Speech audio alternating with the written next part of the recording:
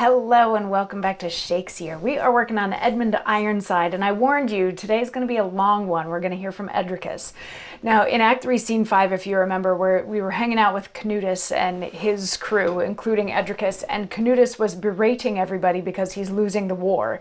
And various people were trying to sort of talk him down in various ways, saying, you know, the people that died were Englishmen, not Danishmen, and Canutus was like, yeah, but why are there so many Englishmen fighting for me anyway? Where are my own countrymen? Isn't that, embarrassing that other people have to fight for your king, all this sort of stuff. And Edricus takes Canutus aside. In the meantime, we hear Southampton and Uscatolf express maybe some doubts in Canutus' ruling abilities, but they come back and Canutus is like, okay, that makes sense. And Edricus is like, yes, this is good. And in the meantime, I'm going to write a letter to Edmund Ironside and try to get in his good graces, but I will convey all of his plans to you. But, give me the room for a minute because I have some ideas that I need to figure out. And so everybody leaves except for Edricus, who then calls in Stitch, and there's some stuff, and he asks Stitch to get him a pen. And while Stitch is off getting him a pen, he basically says, I'm an all or nothing kind of guy, so I got to do this full out. So Stitch comes back with a pen and paper, some ink. He sends Stitch away and launches into this monologue saying, "Nay, try thy wits. Thou writest for a wager. 'Tis not for gold, but grace, and for thy life. A thing that would put spirit in a block and be a whetstone to a blunter head. With what exordian shall I win his heart? How shall I tie his ears to my discourse? A schoolboy hath a readier wit than I. I never tried my barren sconce till now, and now I see I am not Edricus, but a most blockish and dull-pated hind, gravelled at such an easy enterprise. What standst thou trifling and delaying time? Fetch fire from heaven and mix it with thy ink. Gather Parnassus dew and write with that.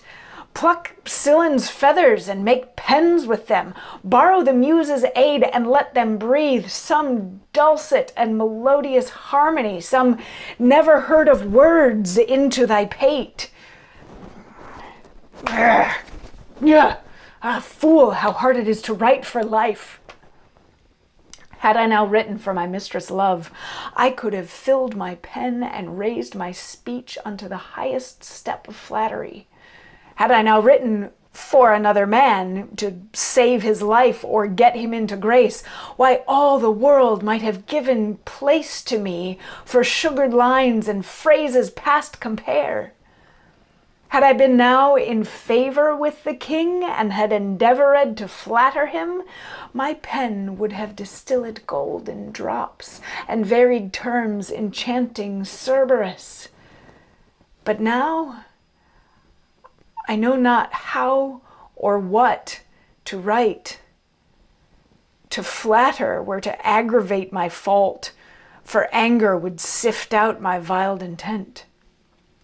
Plainly to write were to accuse myself and be a witness against my guilty soul.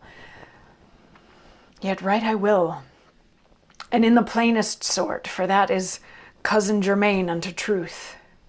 Truth needs no colors, though I mean to lie. My simple writing shall deceive his eye. O rare conceited piece of work, how cunningly thou canst convert thy shape into an angel when thou dost intend to flatter the plain, honest meaning king. Now, for a swift, wing-footed messenger to fly in post that I might follow him. It more behooves me to be circumspect, and with my life to trust none but myself. Swifter than sure is no good messenger. And now I think on it, 'tis excellent. I'll, for this once, deliver it myself, but in disguisement of my man's attire, so I may safely go and understand how Edmund is addicted unto me, and how all matters now are managed. Stitch! Stitch! So this is a big one, and it goes through a lot, and he goes through a lot of peaks and valleys with this. So we're going to break it down. Don't worry, we're going to break it down. So he sends everybody away, and he's like, all right, now I got to write. But he's running into some writer's block. He's like, I thought that I was good at this sort of thing, but I'm just an idiot. I can't get good words to come out of the pen. So then he talks to the pen for a little while, and he's like, can't you just infuse yourself with beautiful words from heaven or Parnassus dew or something? Like, give me some magical implement with which to write and the muses to flow through it, so I'll get some beautiful words that have never been said before, and I'll put them onto this paper, and that'll be great. So then he writes a little bit, and he scratches it all out because it's garbage, and he's like, He's like, this, I can't write. If I was writing to a woman to try to woo her, I could do that, no problem. If I was writing on behalf of another man to try to get leniency for him or, save his life, no problem there. If I was writing specifically to flatter a king, I would have the most beautiful words to flatter him with. But in this particular case, if I write flattery, he's going to see right through it. He's going to get angry, and he's going to figure out what it is that I'm doing, that I'm there to double cross him. If I write too simply, then he's going to see right through it, and he's going to see that I'm guilty. And he's like, but I think the meat of this, and maybe the best angle to go at here, is I'm just going to write sort of the simple truth, or at least stuff that looks very close to the truth, because the truth doesn't require embellishment. But if I write lies that look like they should be the truth, then that'll probably do it. And he sits down and he writes, and he's very proud of what he has written this time. So he's like, oh, this is gorgeous. This is going to be taken exactly the right way, and it's going to be crafted, and oh, this is perfect. Now he's like, now I just need the perfect messenger to deliver it, and somebody that like I can follow along behind just to see how it's going. He's like, actually, no, there's too much at stake here. I need to deliver this myself.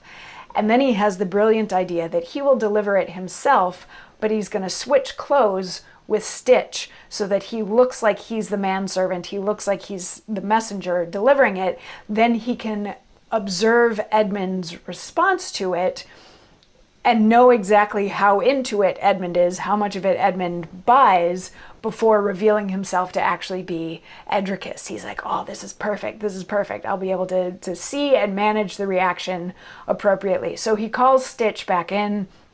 Stitch comes back in. He's like, we got to switch clothes. And so they do. Stitch doesn't really push back on that a whole lot. He's like, you need my clothes? And he's like, yeah. So then they just switch clothes there on stage. And Stitch is like, so does this mean that I'm Edricus now? And Edricus is like, yeah, sure. Like, while I'm gone, behave like you're Edricus. So Stitch to Edricus is like, so long, Stitch. I'll see you later, Stitch. Like, playing up the fact that Stitch is no longer Stitch. He's Edricus. And Edricus is like, no, this is the best plan. I am Edricus, and I'm going to feel out how Edmund feels about Edricus without him knowing that I am Edricus, and this is the best plan. And that is the end of Act 3, Scene 5. So we've got another sort of important Shakespearean element thrown in here of somebody traveling in disguise. Yeah, and we get some clothes switching on stage, which I guess is always fun to watch, maybe. But yeah, Edricus is going off to try to double-cross Edmund Ironside, and we will see how that goes as we dig further into the play. So I'll see you tomorrow for more. Mwah.